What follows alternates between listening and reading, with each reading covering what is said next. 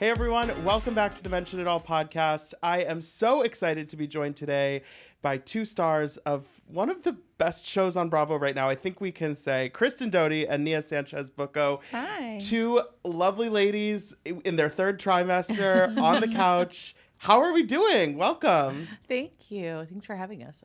Feeling very large, very pregnant. Very pregnant, third trimester. I mean, we were kind of talking earlier. Is this your first time with two pregnant people on the couch? I feel confident that it is. Okay. Yeah. All four of us. Yeah. And you guys are due like a week apart this summer. Yes. Yeah. How are we feeling? You know, season 2 obviously is off to the races, but in life you guys have a lot going on right now. Yeah. How's life? I feel like the cameras really with our friend group never should have been put down because we have so much going on with you, with like your IUI and then us getting pregnant, just everything. There's so much in our friend group, but I love being pregnant with Kristen. It's so fun. Like we get to bond over things that we have in common with our pregnancies and different, and plan for like our little ones being best friends. Yeah, that's really fun. I'm very grateful to have Nia and Danny for Luke. I mean, it's really been helpful for both of us, being this is our first pregnancy, our first child. There's a lot of unknown. There's a lot that Google doesn't even tell you. You have to know exactly what to ask for. So, but it's good. I mean, I'm ready to not be pregnant. Yeah. I'm ready for the baby, I think, but I'm just ready to not be pregnant. Yeah, as we all know for the show, Danny, 3 under 3, about to be 4 under 4. New tagline, 4 under 4, baby. Four under four, baby. You'll be hearing it. Mm-hmm. Kristen, I was laughing on Instagram. You posted that you flew to New York and forgot your rings and are having them FedExed here. So my ring, it just got to I think it got there this morning, but my girlfriend's staying with me and she was like, I have the package. So Luke overnighted my ring to me. That's honestly a good call though, because you know, if you go and watch What Happens Live without the ring, Yes. suddenly it's a Reddit thread and it's 100%. an investigation. Yeah, not only am I having a child out of wedlock, we're not even engaged anymore. And Right. like now we're breaking up and I'm just lying. And I'm like, no, it's called pregnancy brain. Yes. I woke up at 4 o'clock in the morning to get on an airplane and I thought, phone charger. What was the other thing? I told you. Yeah, you told me. She had 2 things on her list. I'm like, ring wasn't one. That of was them? it. It was just like, my toothbrush. It was like, don't forget those 2 things, Well, otherwise I'm packed. I mean, good things to remember, all But things considered. engagement ring during press. Those Hello. 6 a.m. flights are brutal. You really got to do your best. It's the early flights. I was telling Kristen earlier that I've literally left my rings in hotels in Vegas, Bangkok, and Hawaii. And I've left them at the hotel and had to go around or had someone from the hotel bring it to me. It was just through customs. That was difficult in Bangkok. It sounds like it could be a TV show of like where Nia has Where- left her rings. Exactly. Multiple places, but we Vegas, always got it back. Bangkok. Yeah. These sound like pageant locations. Right? Like, Yes, actually they are. I am so excited to have you guys here. The Valley, you. I feel like season 1, it was such a question mark for the viewers. What is the show going to be? Obviously, Kristen, we've seen you and Jax and Brittany for years. Yeah.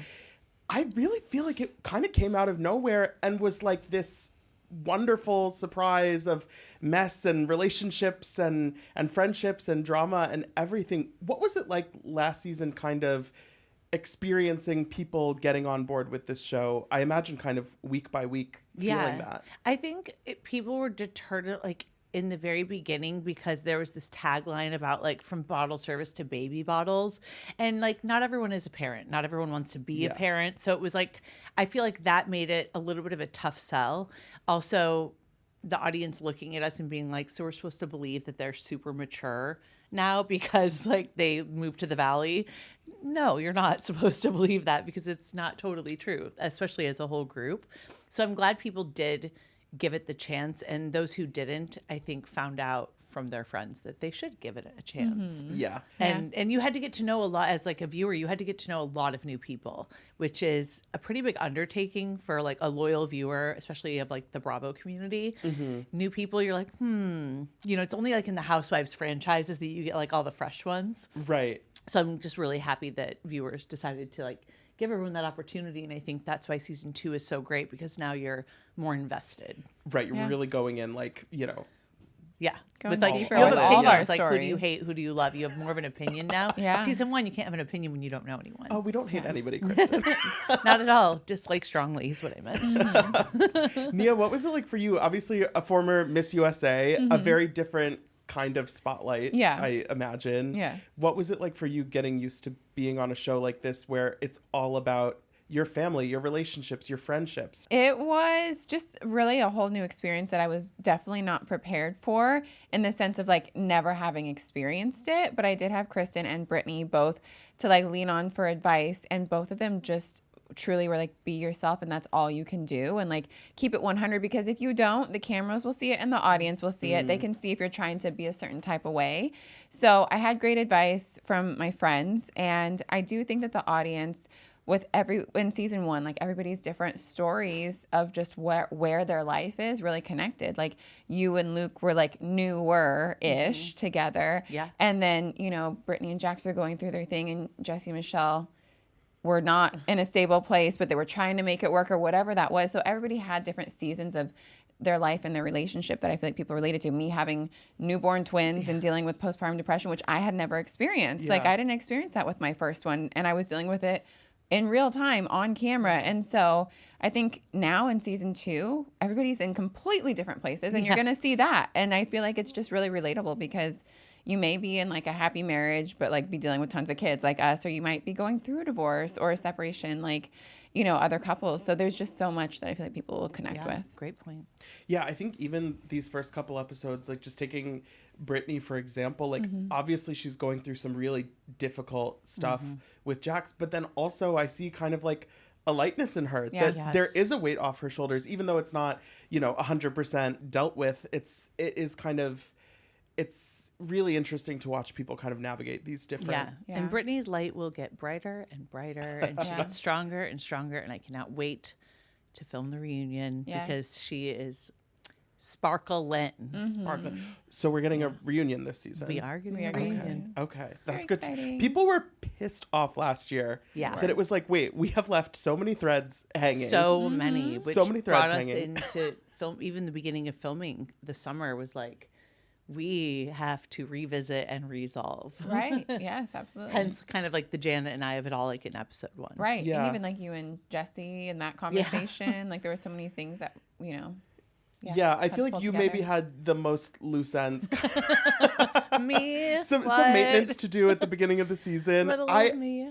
I did not know that we were going to get that energy between you and Jesse, because it was a Same. complete 180. No one knew. No, same. I I didn't was know. shocked. I did not know what to expect going over his house that day. It was there. I was hopeful that that's where it was going to lead, but it's not as if Jesse and I had some sort of mending prior to that, like between summers, that would lead me to believe that. I just didn't know why else he was asking just me to come over. No Luke. Yeah, you're like, and am I about Luke to was get, concerned. Tossed in the pool. Yeah, like what is happening? So it was either going to be an apology, or perhaps expecting an apology from me. Like I really didn't know. So I gotta say, watching you receive that apology, like a kid in a candy store. kind of how I felt. I could tell that felt good. Yeah, I mean, see, episode 1 was like, I'm waiting for 2 apologies. I got one really good one and one half-ass one.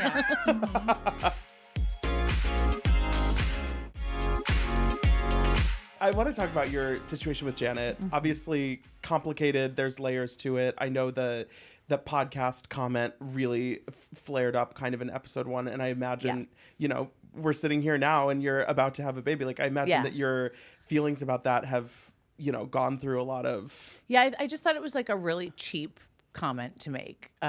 Like really thoughtless, being that I was like, for coming from someone like Janet, who was so publicly, I won't even say sensitive, like beyond sensitive about her pregnancy, and like any tiny amount of stress was just going to basically kill her, is like kind of the way she acted, like life was going to be over. So then to feel that way and to express all of that stuff, to then be, in my humble opinion, so insensitive about just such a thoughtless comment that she would make, knowing what Luke and I had just gone through. Like at that time, we had just gone through that. So it was just like, girl, like that was cheap. You weren't thinking, you were doing this for attention. I think Janet's whole MO, and I've said this a lot, was like, if I call her Crazy Kristen, the fans are going to be on my side. Right. Because that's the narrative and like the reputation that she has. But what she doesn't understand about the Bravo community of viewers is they can call me that, but she can't. It's true. You know, That's it's like okay when I say it. yeah, Yeah. it's like they can call Zach a Lego head with his wig hair, but like she does not get to say that. Like Yeah, that's it's- their prerogative. Right. It's. I mean, like, you could argue whether it's better or not, but like, it is different when it's like, I've never met these people. I just have some opinions 100%. on Twitter Right. versus like, we're friends and now I'm Right. using something against you. 100%. I can't blame the viewers for having opinions when they don't know the 3D human being. They just know what they're given. So they form opinions based on that. But Janet, I'm like, what, girl? Psh. I'm curious, like, I mean, you've been on TV for a long time now. This Crazy Kristen thing, Yeah. I guess maybe Janet's the one keeping it in the convo now, but like, what is your kind of relationship to that sort We of don't know her. She identity? Crazy Kristen does not sit with us anymore. I love it when you say that. She's not invited. She's not Well, it's funny invited. because we've got Crazy Kristen, we've got Tequila Katie. Yeah. Like, there's a lot of monikers out there. There are. I think Crazy Kristen died with gaslighting ex-boyfriends. So now I have a good one. And Okay. I mean, the only crazy that Luke has ever seen in almost 3 years was first trimester Crazy Kristen. Okay, And that's a little whole different girl. Different speed. Yeah. Exactly. That's so true. Yeah, I think it's interesting, like, being on a fan favorite show, I guess you could say, like, it's great how much people care, but then also, like, people are gonna have so many opinions and so many thoughts, and like, you sort of need that for these shows to really like thrive and continue. But I'm wondering, like, sort of how you get used to seeing things and reading things and hearing things and sort of like either letting it wash over you or picking and choosing what Yeah, to how do you read. feel? Like, what's And the... like I've had over a decade. Right, so you've been dealing with it time for so heals long. wounds, is what I'll Exactly. say. I do think that for me, sometimes when I read something on social media or wherever, it does get to me, but I definitely don't go looking for it. I don't go down the rabbit holes of Reddit or like any of the, blogs or fan pages. So I try my best not to like go searching for the opinions, but sometimes they come to my page. I'm really quick with the block button. I'm like, I ain't got time for that. Love y'all, but like if you're gonna bring like negativity into my space, like no thank you. Do it somewhere else. That's fine. Like you have your own opinion. That's the So- Nia that lives on season 2 of the Valley as well. Yes, it is. So yeah, it's there's definitely the ups and downs with it, but I've had a little bit of that back when I was Miss USA and people had their opinions and they're like the drama, and it's just like you gotta write it out and know that like as long as you know who you are and your people in your immediate circle know who you are, then that's all that matters. Every once in a while, Amen. I've ended up on like a pageant corner of TikTok before, where people are like breaking down. They're like the Miss USA top 25, and they're like breaking down each. I'm like, Oh yeah. oh my goodness. I do. I check out my YouTube. I have some of those videos up there too. I'm like, okay, this is how I feel about the top 20 and the top 5 and da-da-da-da. And how'd she answer her question? It's like a whole world. What do you think that like experience doing the pageants and stuff, like how did it kind of like shape you as an adult, as a mom, as a wife, whatever? Yeah. Like what do you kind of bring with that? I feel like I've had so many different stages and like seasons of life that have prepared me for the next one. Like I used to work with kids and like volunteer at my church. And then that prepared me in a way to work at Disney as a friends with a princess. I have to technically say friends with a princess. And I AKA she's a love that. Yeah. Thank you, Kristen. I'm like, I can't say it. And then that kind of prepared me for the Miss USA world, but it's just like another level of intensity. So I feel like that 1 year where I had the publicity and the media and all of that kind of prepared me a little bit for this. So I feel like the seasons of life of like the crazy things that I've done and lived all over the world, like it's all prepared me for like the next thing. So I feel like I'm semi-prepared for this, but it is way more intense than anything that I've experienced because in like, for me, mostly a positive way, just the Bravo fans are everywhere and they're passionate. For sure. Passionate. That's a good word. You've lived all over the world, but Santa Clarita might be a bridge too far. Gosh. Oh, Santa Clarita.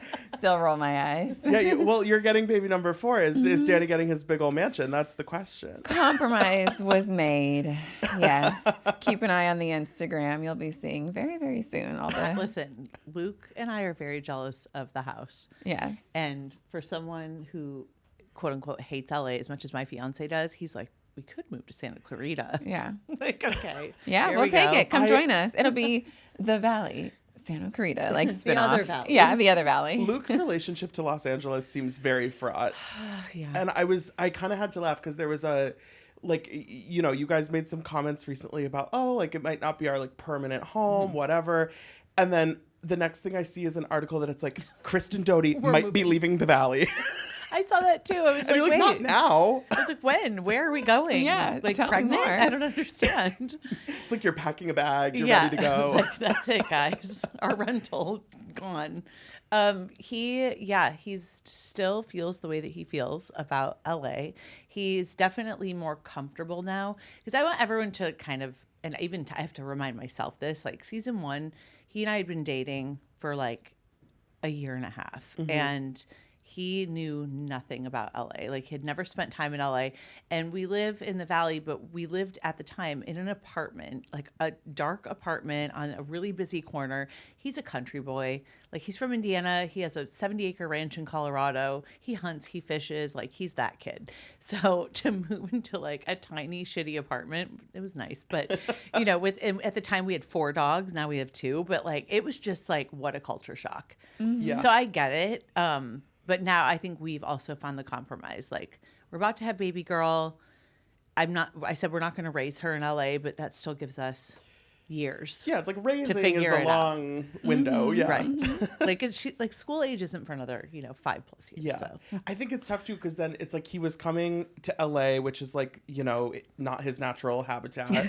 And then he was coming on TV, which is like more your thing too. Like, yeah. I think that season 1, like, people were almost like looking for like, oh, well, he said he doesn't, that's a red flag. Oh, yeah. Like, not the committal, red not blah, blah, flags blah. I've heard. Like, yeah, it's tough when you're like figuring out your situation. He did it all for me and for us, which was, so like if he hadn't, I don't know if we would be together. Like, we did long distance for a little while and it just really wasn't working. So the compromise, which was really more in my favor, like, I think says a lot about who he is. Mm-hmm. Yeah, that is like the big commitment is to like do the thing that the person asked you to. Like, Yeah. And so then my turn will be next after baby. Okay, but Years not down the right road. now. Right. No, Not in this very minute. absolutely not. Yeah, And who's to say we won't always have a place in LA? Right. I've been there almost 20 years, so, I know it's hard to imagine you like not being. 100%. It's so know. weird. You may have a house in Santa Clarita next to Yes. me and Daniel, and then that can be like your place when you come back to LA, and then you'll have And some we'll have space. our place in Nashville. Exactly. What do we think about Jesse maybe moving to Orange County? Oh my gosh, that whole conversation just like It made was me so mad. 'Cause I'm like, wild. stop it. Stop. Just because you're dating someone, you're going to like Yeah. uproot your child and like, no. So when I watched that scene, I was like, I literally said out loud to Luke, he does not mean a single word of this. He is doing this He's to piss pushing Michelle her off. buttons. He knows how to 100 push her and then he buttons. admits to doing it. Yeah, he knows how to push her buttons. Mhm. I do feel like watching Jesse and Michelle, it's like obviously I don't want to see anyone in a situation that is, like you're stuck with an ex and co-parenting and all of that. It's hard, but like you can tell they also are kind of having fun with it in a way. He is. He is, yeah. He is. Yeah, I Not don't so think much she's for having Michelle. fun. No, No, he I just gets agree. under her skin and like she just wants to be done with the drama with him, and I feel like he has fun with it. From what I watch, I totally agree. Yeah, You're like, I don't know. I haven't been chatting with Michelle. Not so much. But I do know there are a lot of things that happen over the summer, over the season, that just because I happen to like Jesse more, I'm closer to Jesse now. There are things that he says and does later on that you'll see in the season that I don't support. Yeah. That I probably will have to voice at the reunion, like, because Michelle and I aren't friends, but at the same time, like, I'm not just a blind loyalty to Jesse. right. Yeah. Yeah. Well, and I think as somebody who has had relationship ups and downs on Don't say. on a public platform, one might say, like, you can still see when somebody that you generally get along with is doing something that's like uncool. Oh, Yeah. totally. And I just say whatever, as everyone knows, I say exactly how I feel in the moment. Yeah. That's why I usually don't regret things, because if how I you said felt. it in the moment, I meant it in the moment, just because I don't mean it now. So we saw Schwartz on the first episode of this season. We got Sheena's voice on episode 2, I think, confirming something she had heard. What is it like for you having your old pals a little bit more in the mix this year? I've always welcomed Schwartz with open arms. I think he's like, the second Vanderpump Rules wasn't picked back up with that cast, I was just like, oh, please bring him to the Valley. He lives in the Valley. He is, unfortunately for him, the Jax Whisperer. Like, I've been friends with Tom for 17 years. Like, I think he's just needed. I think it's pretty publicly well known. I was not quite the same way with Sheena and Lala in the beginning. And I think earlier today we were talking about it, and I was kind of thinking it, like working it out loud of why that really was. And I think it was as a viewer watching the last season of Vanderpump, and it's not just Sheena and Lala, but a lot of that cast I felt there was like a celebrity about it, like a kind of a snootiness of like, we're celebrities now. And I didn't want that to be brought into this show. So that was kind of my reluctancy to them, but I'm more open to the idea now. Not like Bravo gives a flying fuck what I think, or they're like waiting on my approval, but I'm definitely like more open to it. I just want everyone to be very like authentic, because I feel like our cast season 1, especially with having this many new people who had never done television, to lay their lives out on the line like that is not an easy thing to do. Well, I will tell you, something that I really appreciated about season 1 was that going in, there was a worry that it could be the Kristen and Jax and Brittany show, and that it would be, you know, kind of your story and everybody else is kind of whatever background characters. And I think the show worked so well because it felt like all of you guys were working through your own stuff, and that each kind of couple or each person, you know, meeting you and Danny on the show, like that everybody was kind of given equal weight in a way. Yeah. And I think that the ensemble nature of it, I think sort of makes it work so well. And that if it was just sort of like, I'm Kristen and this is my show and everybody else is just here to hang out with me. I don't even want to watch that. I think it's a delicate balance. And I think that, you know, I've heard from a lot of people who are sort of like, okay, like, you know, it's not that I never want to see certain people again, but like this was working really well last season and we don't want it to be tipped upside down. Right, exactly. Yeah. And it's such a big cast on top of that. Oh, yeah. And it takes time, as anyone who's, you know, passionate about watching reality shows, it takes time to get involved in characters, you know, people's lives, and to be invested in like, who are Nia and Danny? Like, you had to get to know them first, so now people are invested.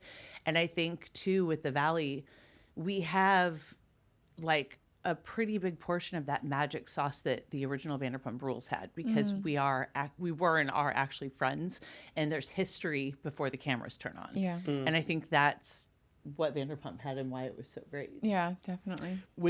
Speaking of that history, like when you hear Janet talk about the times you had before, do you feel like her assessment of that lines up with your kind of recollection? No, I was shocked that she actually even brought that up, because my issue with Janet was starting in season 1. I feel like when we started filming, the Janet that I considered really one of my best friends for a few years was, and I don't use that term as lightly as Sheena does, but Janet and I were very, very close. And when we started filming, I like lost that friend. Like, she became, in my opinion, like someone who was performing. It was very performative for the show and like what reality people should look like on camera. And it was very confusing.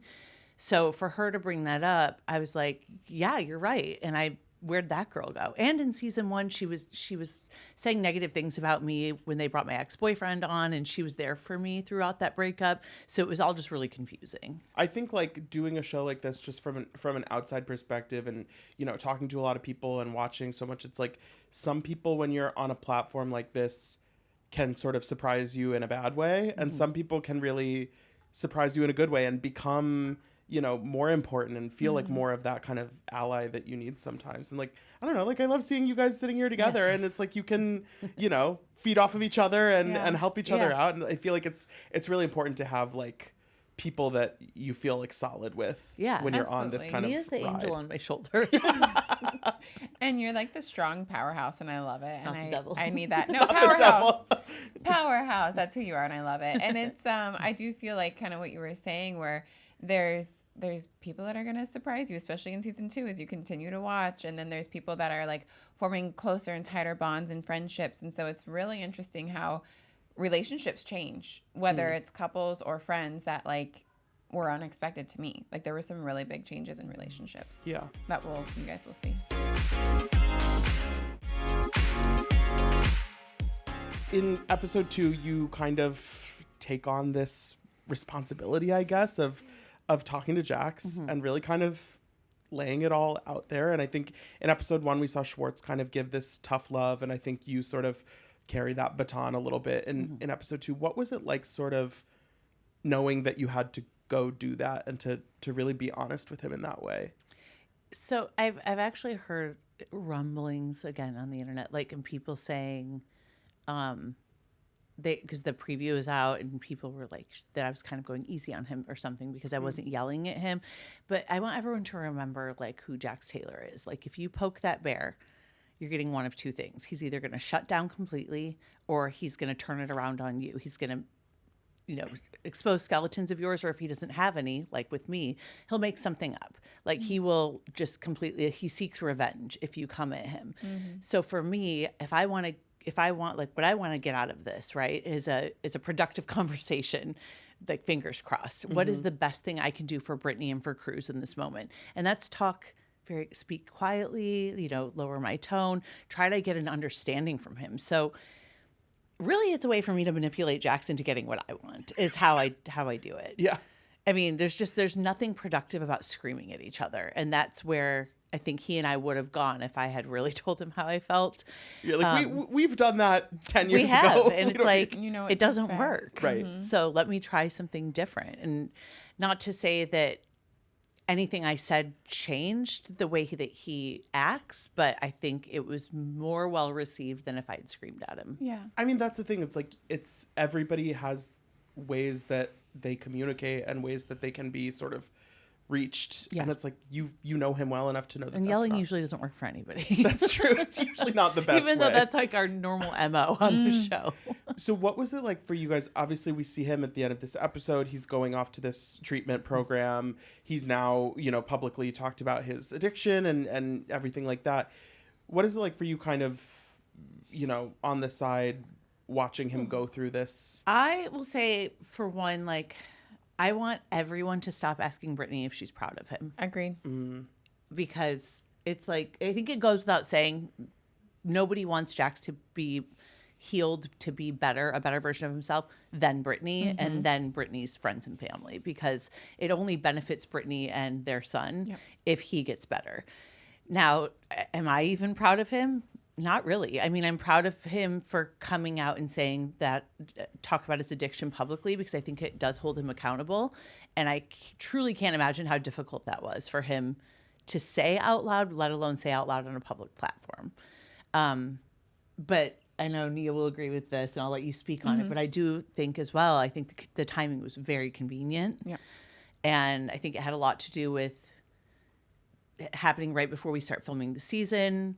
And now him speaking about the addiction and the season airing right before we film the reunion. And it's a lot of Jax just trying to be like deflecting and saying, well, here's why my behavior was so bad. Right. Instead of just saying I have really bad behavior for a multitude of reasons. Yeah. Yeah. I had definitely had we've talked about this earlier, but two kind of thoughts on it. First was like, okay, good for him, that he's saying something and like that's got to be hard, but also, the timing is very convenient.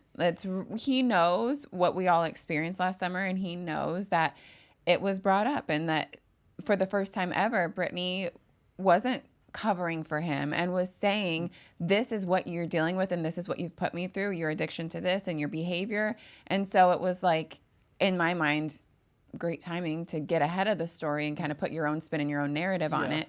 That doesn't mean that it's also like two things can be true. Yes, it's also good that he, is taking accountability and is hopefully growing and changing, but like also there can be a narrative that he's trying to spin at the same time. Well, and Jax being a narcissist and slightly sociopathic has nothing to do with his addiction. Like, they have to remain separate for me. Like, they're both issues, but they're not married.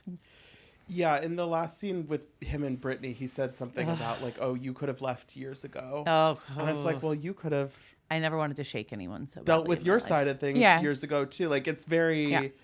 It feels a little calculated, I would say. Yeah, absolutely. and there were moments that were so hard to watch in the end. Like even when you were talking to him, and he was like, "What about me?" I'm like, "Really? Oh yeah. What do you mean? What about me? You're me? the one that I has think caused Jason the hurt." said it really well too. Jason said in the episode, that Jax needs to stop meshing the fact that Brittany hurt his feelings with Julian and the fact that he has a problem because he was blaming one on the other. And it's like, but you've literally been like this basically your whole life. Right. I've been sort of, I don't know, pleasantly surprised sounds bad, but the guys on the show in these first couple episodes, I feel like have done their part to kind of hold him accountable. Right.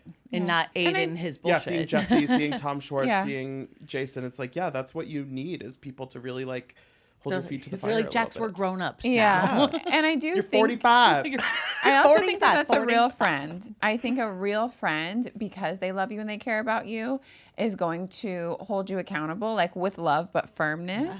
Yeah. And I do, and you know, I think there was conversations that when Daniel and Jason were both there, and not a lot, you know, Daniel had said a lot of things too, and there's only so much time to show so much, but Daniel's the same. He's like, I care about you. Like, this is, I want you to be better for you, for your family, for your wife. Like, this is important. So it's like, those are true friends. And you don't only need yes men around you. They're just gonna be like, you're cool, dude. Like, no, like, we love you. So we want to like hold you accountable Real and help friends you change. would tell him to stop wearing his bar clothing for every single scene. A little product placement, you know. Just a little. Yeah, wearing the merch on the show, it's a slippery slope. Every single scene day. is the thing. Like, Yeah. Wear your merch, dude. But like, or for any of us, you know, but every moment. Yeah. Well, I don't want to end on a sour note, so I just want to hear from you guys. We are early in the season. What is something on this season coming up, or in life even, that you are like genuinely excited for people to see, excited to share, that maybe is not so negative? Okay, my engagement, Obviously. obviously. Let's make it about me. But also, Santa Barbara is coming up. We take a trip to Santa Barbara, and that trip was a trip. I mean, it is such a mixture of crazy and funny and a little bit, I don't even say heartbreak, because there is like, you still have the Jesse and Michelle of it all. Yeah. But it's more just like, holy alcohol fueled what is going on right now. Hilarity. Hallelujah for Kristen making it on some trips this season. Yeah, God, I you do. made it on some trips. 2 It for was 2. great. Yes. I also love that there's, like I've said, like there's so many people going through different stages of life, and I think it's really like brave and beautiful that you shared like your fertility journey, because that's something that a lot of women will relate to, because they say I think it's 1 in 6 couples now struggle to get pregnant. That's so many people. Yeah. So that's something that you were experiencing and you were able to open up about. And I think that's Those are really my beautiful. meltdowns. Just about that. So. Exactly. And then like when I think about like me and Daniel, it's like, you know, no one's relationship is perfect, and you'll see the good and the like those moments where we have the hard conversations and all of that, but I feel like our foundation is really strong, so you see us like, you know, have our moments, but then And I think that's really proven over the season, like what outside people in our friend group, meaning tried to put you guys through. Like if you didn't have such a strong relationship, that could have broke absolutely another couple. Yeah. You know. Yeah, but we you guys know stood together. Yeah, we so. have our foundation. Hence why we look up to them. Well, I'm so excited to see the rest of the season. I'm expected to see you guys with your little ones Thank this summer. you. 2 more months. Congratulations. Thanks for being here. Thank you Thanks for having us. schlepping all the way to New York. Yes. Oh yeah, anytime. It's gorgeous out today. I'm stoked. Yeah. It's a good day in the city. Yes. And it's always a good day in the valley. And thanks everyone for listening. Don't forget to rate, review, and follow the show wherever you listen. You can follow us on Instagram @Bravo by Betches. And until next time, be cool. Don't be all like uncool.